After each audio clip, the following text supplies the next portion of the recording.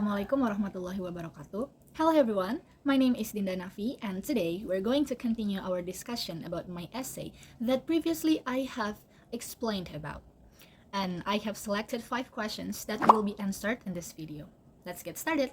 Okay, let's start with the first question. It comes from Aline. Her question is, how does Maudi Ayunda's use of English in her video affect viewers who don't speak English well?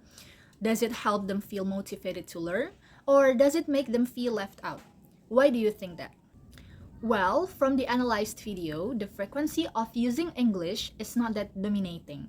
Even when she speaks in English, she often explains further in Indonesian what she wants to utter. So I think even though she uses English, it is still easy to follow considering her way in choosing appropriate words aligned with the context. Here are some examples. Mungkin kita terlalu banyak punya deal friends atau teman-teman yang memiliki fungsi tertentu daripada real friends atau teman-teman yang, as Arthur and Oprah describes it, as beautifully useless. Happiness itu seakan-akan holy grail.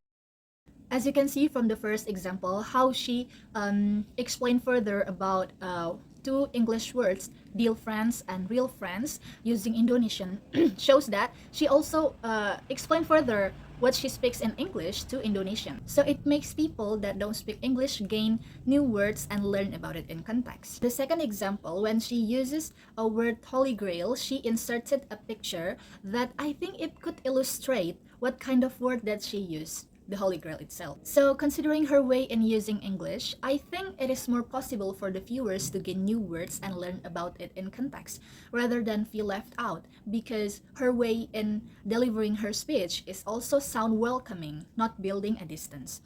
And don't worry, Maudi provide Indonesian translation in her video, so if people who don't speak English want to watch it with Indonesian translation, then they can turn it on. Okay, the next question is from Mutiara Ajeng.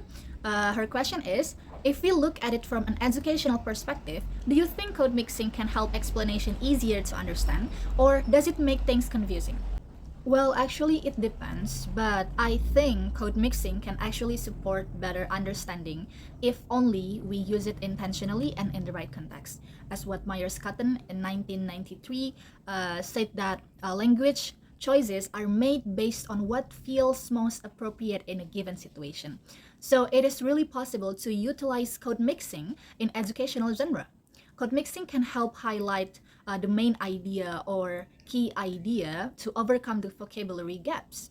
But on the other hand, if we overuse code mixing and use it in a random context, I think it may confuse the listeners.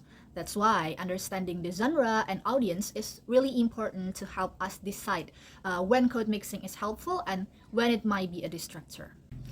Okay, the next question is from Indira Swari. Her question is, if Maudi delivered the same message in only one language, would the impact or relatability be the same? And why?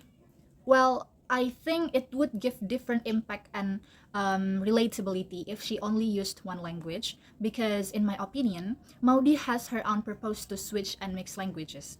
As I have mentioned earlier in the previous video, that her genre in her video is motivational monologue, which enables her to give personal and flexible tone to sound relatable to her audience. And speaking of audience, her audience are mostly bilingual people that understand both Indonesian and English.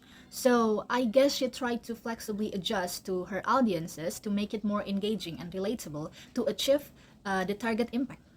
So if she used only one language, the message might still be clear, but it could lose the natural flow, vibe, and also the engagement. For example, like when she says, happiness itu seakan-akan holy grail. The use of Holy Grail itself adds symbolic and extra emotional expression that maybe if we use in full Indonesian, it may not have the same impact or effect. Okay, the next question is from Keisha Aulia Chelsiana Putri.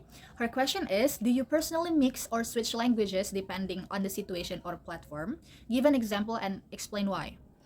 Okay, well, yes, I do code mixing and code switching based on the situation. Well, I'm talking about English and Indonesian, yeah. And I would often use code mixing and code switching when it comes to casual conversation with my friends, especially my college friends, because we share the same habit to share and mix languages in daily life. But when I talk to my friends who are not really exposed to English, I barely switch or mix my language in order to prevent my friends from feeling of left out and misunderstanding in our communication. And it is also the same when I talk to people at home. I rarely mix or switch my language from Indonesia to English or vice versa. But in terms in class presentation, which usually held in semi-formal genre, I try to consistent in using one language. It is English.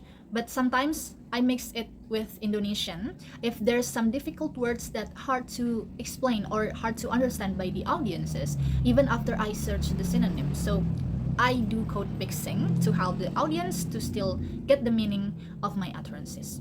Because the way I speak depends not only on the genre but also the situation, the audience to whom I speak, and also the goal. Okay, we arrive at the last question, and the last question is from Anissa Azahra.